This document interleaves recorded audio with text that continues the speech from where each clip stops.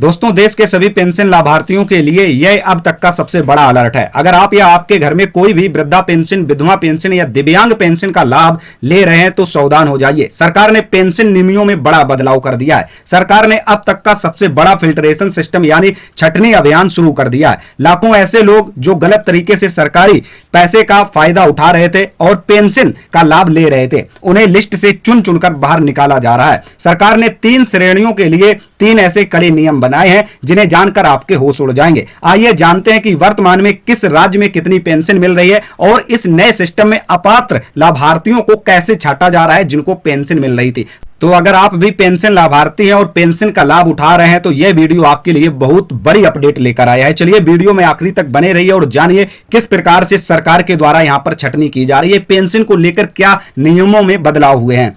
दोस्तों, सबसे पहले यह जानना जरूरी है कि हमारे देश में पेंशन की कोई एक समान राशि नहीं है। वर्तमान समय में अलग अलग राज्यों के बजट के अनुसार लाभार्थियों को यह राशि दी जाती है। तो आप सभी लोग आसानी से समझ पाए होंगे कि प्रत्येक राज्य सरकारें अपने राज्य के बजट के अनुसार इन पेंशन लाभार्थियों को पेंशन राशि दे रही है। जैसे हरियाणा की बात की जाए तो 3000 से 3200 तक का लाभ वहां पर मिल रहा है। आंध्र प्रदेश में 3000 से 4000 तक का लाभ मिल रहा है। दिल्ली में 2000 से 2500 रुपए, ये प्रति महीने की मैं बात कर रहा हूं। राजस्थान में 1000 से 1400 रुपए तक का लाभ मिल रहा है। उत्तर प्रदेश में 1000 रुपए प्रतिमाही का लाभ मिल रहा है। अब इसे बढ़ा करके 1500 रुपए होने वाले हैं। तो इस प्रकार से बिहार में देखा जाए तो यहां पर 1100 रुपए तक का लाभ दिया जा रहा है पेंशन लाभार्थियों को। तो इस प्रकार से अलग अलग राज्यों में अपने बजट के अनुसार राज्य सरकारें अपने यहां के पेंशन लाभार्थियों को पेंशन राशि देती हैं। अब बात करते हैं सबसे बड़े बदलाव की। पेंशन को लेकर सरकार ने क्या बदलाव किया है, अब किसे पेंशन मिलेगा। जिसे अभी तक पेंशन मिल रही थी उसे कैसे अपात्र श्रेणी में रखा जा रहा है, जो लोग गलत तरीके से पेंशन का लाभ उठा रहे हैं।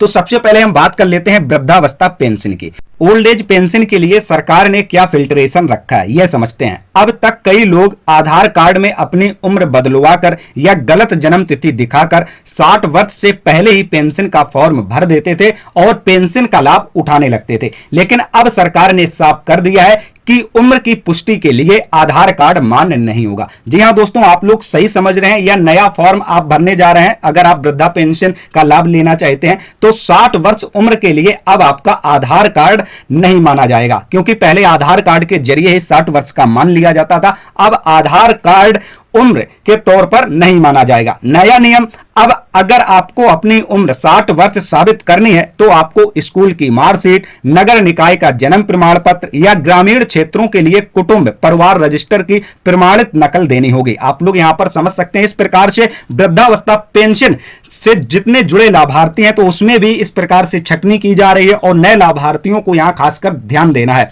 तो अगर कोई भी ऐसा लाभार्थी पाया जाता है, सरकार विभागीय टीम को आदेश दे चुकी है, अगर नजर पड़ती है तो ऐसे पेंशन लाभार्थियों को पेंशन का लाभ नहीं दिया जाएगा। दोस्तों, यहां पर समझ लीजिए कैसे हो रही है छटनी। जिन लोगों ने सिर्फ आधार कार्ड के दम पर पेंशन ली थी उनके पुराने रिकॉर्ड का रीवेरिफिकेशन किया जा रहा है। अगर किसी भी जांच प्रक्रिया में उनका दस्तावेज अपडेट नहीं पाया जाता है या उन्हें डाउट होता है सरकारी विभागीय टीम को कि यह 60 वर्ष का व्यक्ति नहीं है, किसी प्रकार से यदि उन्हें पता चलता है तो उन्हें पेंशन का लाभ नहीं दिया जाएगा। यहां पर सरकार ने नियम बिल्कुल सख्त कर दिया है। वृद्धावस्था पेंशन का लाभ लेने के लिए आधार कार्ड उम्र के तौर पर आपको 60 वर्ष का नहीं माना जाएगा। उम्र के लिए आपको प्रमाणित दस्तावेज देनी होगी। दूसरा, आपको सर्टिफिकेट देना होगा। या तो आप अपना मार्कशीट दे सकते हैं, शैक्षिक प्रमाण पत्र, ग्रामीण क्षेत्रों के लिए कुटुंब परिवार रजिस्टर की प्रमाणित नकल दे सकते हैं, निकाय का जन्म प्रमाण पत्र। इस प्रकार से आपको यह सर्टिफिकेट देने होंगे, तभी आपको अब वृद्धा पेंशन का लाभ मिल पाएगा।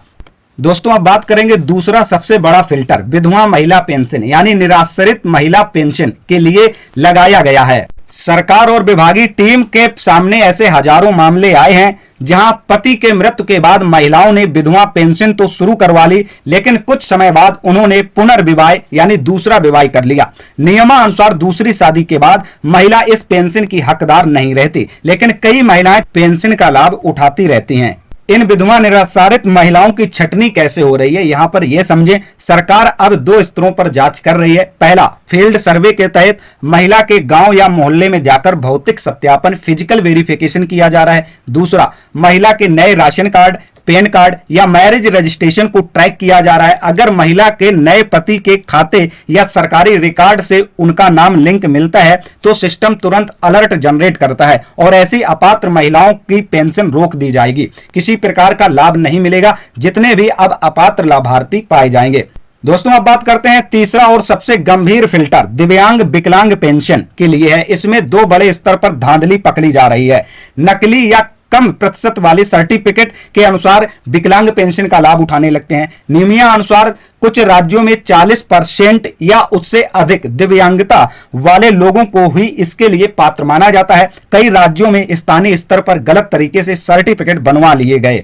अब सरकार यूडीआईडी कार्ड अनिवार्य करके मेडिकल बोर्ड से दोबारा जांच करवा रही है। जिनका सर्टिफिकेट सही नहीं पाया जाएगा या किसी प्रकार का दस्तावेज अपडेट नहीं होता है, आपका विकलांग का जो सर्टिफिकेट बना हुआ है, तो उसे सीधा बाहर किया जाएगा। ऐसे विकलांग लाभार्थियों को लाभ नहीं मिलेगा। और खासकर अच्छी नौकरी और रोजगार, कई दिव्यांग साथी पेंशन मिलने के बाद पढ़ाई लिखाई करके सरकारी या अच्छी प्राइवेट नौकरी पा लेते हैं या बड़ा बिजनेस शुरू कर देते हैं। सरकार का नया डेटा माइनिंग सिस्टम अब सीधे पीएफ अकाउंट, ई श्रम और इनकम टैक्स डेटाबेस से लिंक हो गया है। जैसे ही किसी दिव्यांग पेंशनर के खाते में सैलरी या व्यावसायिक आय दिखती है तो उनका नाम अपात्रों की लिस्ट में डाल दिया जाता है। तो इस प्रकार से अगर जो दिव्यांग पेंशन का लाभ ले रहे थे, विकलांग व्यक्ति थे, तो उनके लिए छटनी की प्रोसेस यह रखी गई है।